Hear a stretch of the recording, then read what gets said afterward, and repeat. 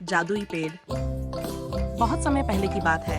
एक छोटे से गांव के किनारे एक विशाल जंगल था। इस जंगल में कई प्रकार के पेड़ पौधे थे, लेकिन सबसे अनोखा था एक जादुई पेड़। यह पेड़ देखने में बहुत ही विशाल और घना था। इसकी शाखाएं आसमान को छूती थीं और इसकी पत्तियां सोने की तरह चमकती थीं। कहा जाता था कि यह पेड़ अपनी इच्छाओं को पूरा करने की शक्ति रखता था, लेकिन केवल उन्हीं लोगों की जिनका दिल सच्चा और ईमानदार होता था।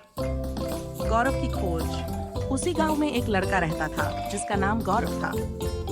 वह बहुत दयालु और परिश्रमी था, लेकिन उसके परिवार की आर्थिक स्थिति अच्छी नहीं थी। उसके माता पिता वृद्ध थे और घर में बहुत तंगी थी। एक दिन गांव के बुजुर्ग ने उसे उस जादुई पेड़ के बारे में बताया और कहा, अगर तुम्हारा दिल सच्चा है तो वह पेड़ तुम्हारी मदद जरूर करेगा। गौरव को यह सुनकर बहुत आश्चर्य हुआ और उसने उस पेड़ को खोजने का निर्णय लिया।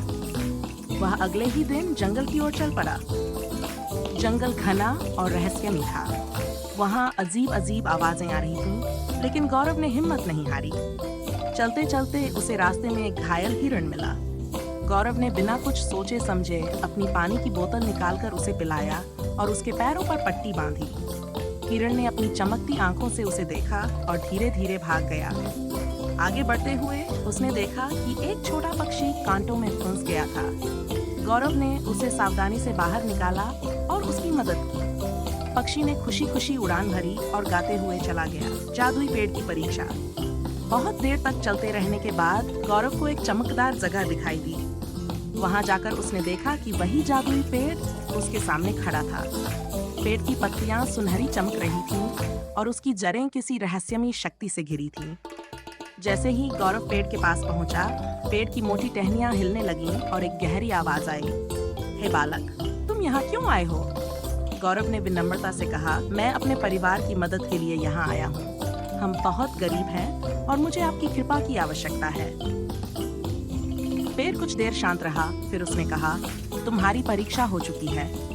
तुमने रास्ते में बिना किसी स्वार्थ के कई जीवों की मदद की। यही दिखाता है कि तुम्हारा दिल सच्चा है, इसलिए मैं तुम्हारी मदद करूंगा।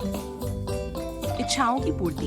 इतना कहते ही पेड़ ने अपनी शाखाओं को हिलाया और उसकी जड़ों से एक सोने का कलश निकला। गौरव को देखकर पेड़ ने कहा, इस कलश में कभी न खत्म होने वाला धन है, लेकिन याद रखना, इसे केवल अच्छे कार्यों में उपयोग करना। गौरव ने पेड़ को धन्यवाद दिया और खुशी खुशी अपने गांव लौट आया। उसने उस धन का उपयोग अपने परिवार और गांव के गरीब लोगों की सहायता करने में किया। कुछ ही वर्षों में गांव समृद्ध हो गया और सभी लोग खुशहाल जीवन जीने लगे। ये कहानी हमें सिखाती है कि सच्चे दिल और नेक इरादों से किए गए कामों का हमेशा अच्छा परिणाम मिलता है।